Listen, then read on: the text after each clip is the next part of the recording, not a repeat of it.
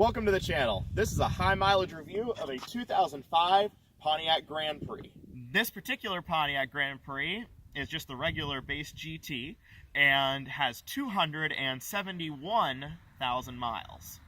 Let's take a walk around the outside. The body and paint on this Grand Prix have worn extremely well, with no serious issues whatsoever. It has been in a few fender bender dings and things, as you can see here, but nothing reflective of the build quality from GM. The only things really noticeable that have worn are some of the black coating on all of the window trim. But the rest of the body has no fading from sun or anything like that outside, and it also has absolutely no rust on the body.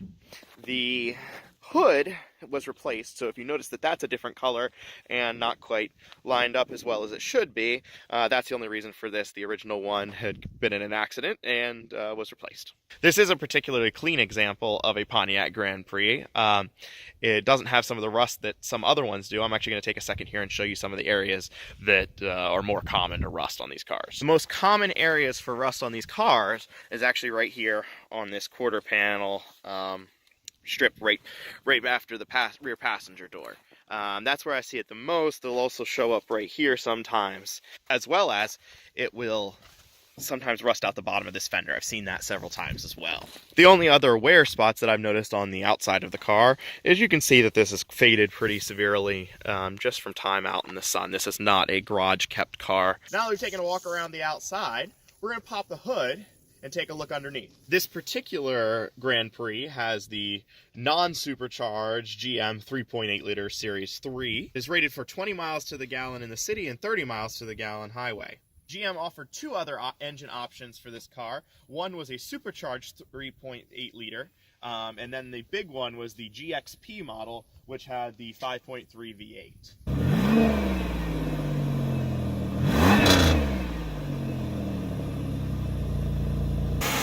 As you can hear, this 3.8 liter has no discernible ticks or other strange noises. It always starts right up on command, and only uses about 1 quart of oil every 3,000 to 5,000 miles. Not too bad for 270,000 miles on the car. The only major problem with these engines is not a big problem at all, and that is two plastic elbows that run out on this side of the engine that go to your heater core, and they're made out of plastic from the factory, and I can guarantee that they will break. If you have one of these engines and they have not been replaced, I would suggest replacing them immediately because they absolutely are going to break at some point, and you do not want your car overheating or blowing a head gasket. The Series 3 GM 3.8 liter is less prone to some of the issues that plagued the first two generations, though they were still very reliable engines. They primarily suffered from issues with intake gaskets, intakes melting because they ran a plastic intake that would result in the engine being hydrolocked. That's one of the most common problems with those, but not as much of a common issue with these. Now, I bought this car with 150,000 miles on, and so far it's been mechanically almost completely trouble-free. The transmission still shifts very well. I wouldn't say that it's perfect.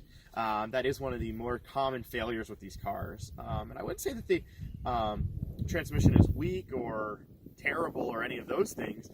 The engines on these are just so reliable that the transmission is inevitably the thing that goes out before the engine. And on this particular one, it sometimes does have odd shifts and different things that you would expect after a car of 270,000 miles, but it doesn't slip or have any issues that make me think that it's going to let me down anytime soon. Now, as we take another quick walk around the outside, I will mention I did replace the wheel bearing on the driver's side, as well as the exhaust on the passenger side. As you can see, they're not quite even. That's because the one on this side is a replacement, and it actually had been replaced one other time. My guess is that the water condensation from inside the engine comes out primarily through that exhaust and rusts them out from the inside. Now, as we move inside, you'll see that this interior has not suffered some of the same wear as other GM vehicles of this era. In fact, I would say this is the best interior that GM made during this time, other than maybe in Cadillacs.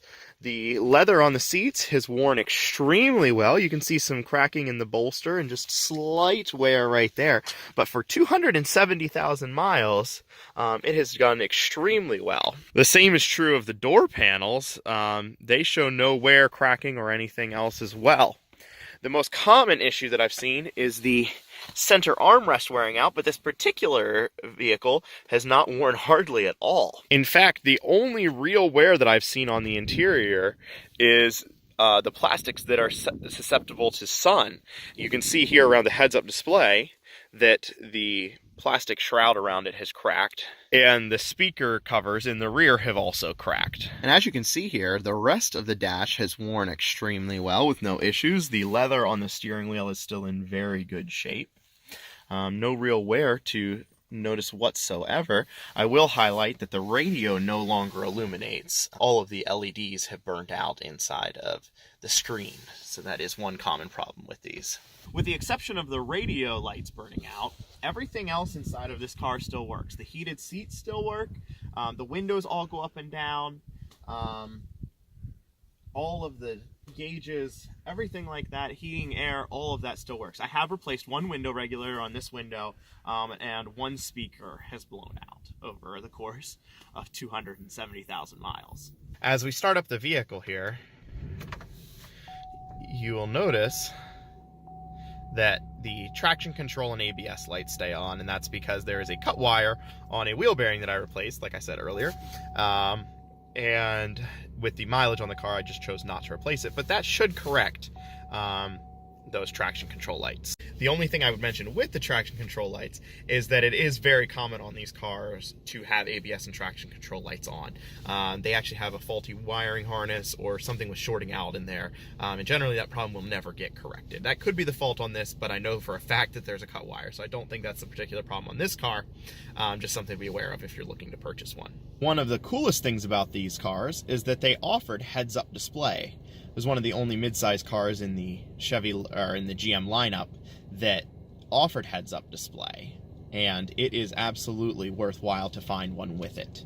And that actually brings me to another point, that this car actually has a fair amount of features for the time that it was built. For example, one of the cool features is this center quote-unquote infotainment system.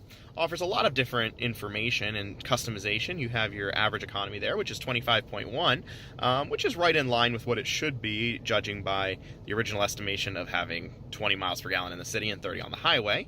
Obviously, it has your instant economy and range. It also has general information as far as the day.